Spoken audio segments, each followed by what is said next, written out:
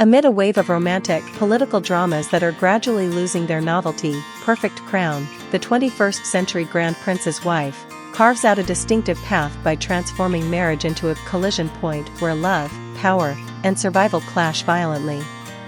Rather than relying on the familiar, contract marriage turns into love trope, the series subverts expectations by delving into intricate psychological shifts and a multi-layered power structure within a fictional modern monarchy. Contract marriage, when interests are only the beginning. The relationship between Grand Prince Byeon Woo Seok, and chaebol heiress Sung Hee Joo, IU, initially functions as a strategic alliance. One seeks political leverage, the other needs protection from royal authority. However, what sets Perfect Crown apart is its refusal to rush emotional development. Instead, it allows feelings to emerge under tension, contradiction, and even danger. In episode 6, Ian's decision to propose is far more than a calculated move. It marks the moment he breaks through his final layer of restraint. No longer acting as a passive royal bound by protocol, he begins to act as an individual willing to risk everything for the person who has become indispensable to him. Crucially, love here is not portrayed as salvation, it is a destabilizing force that complicates everything. The yacht kiss, a turning point in emotional trajectory. If one scene defines the emotional pivot of the story, it is the kiss on the yacht. Coming after Ian is deeply wounded by the Queen Dowager's accusations, Hee Joo's unexpected initiative is more than comfort, it disrupts the unspoken agreement between them. For Ian, the kiss is confirmation of genuine affection. For Hee Joo, however, it triggers confusion and self-awareness.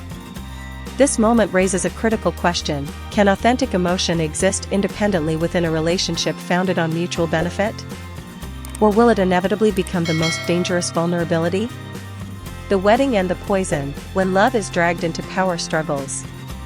Episode 7 escalates the narrative with a familiar yet effectively executed device, turning the happiest day into the most perilous moment. The lavish wedding ceremony is not merely a personal milestone, it is a political statement. And precisely because of that, it becomes the perfect target for sabotage. Hee Joo's poisoning in front of distinguished guests is not just a dramatic shot, it is a declaration that nowhere is safe in this world, not even marriage itself. Behind the incident, the calculated hand of Queen Dowager Yoon Rang, Gong Sung-yeon, emerges. Her goal is not only to control power but also to dismantle alliances that threaten her dominance. Ian, from passive royal to system challenger. One of the drama's greatest strengths lies in its character development. Ian is not introduced as an idealized protagonist. He begins as a figure constrained by the system, lacking succession rights and real authority. Yet his growing attachment to Hee Joo becomes the catalyst for transformation. His decision to marry a commoner, especially one born out of wedlock, is not merely personal. It is an act of defiance, directly challenging entrenched royal norms. Symbolically, love does not weaken Ian, it makes him more dangerous. Prime Minister Min Jong-woo, the unpredictable variable.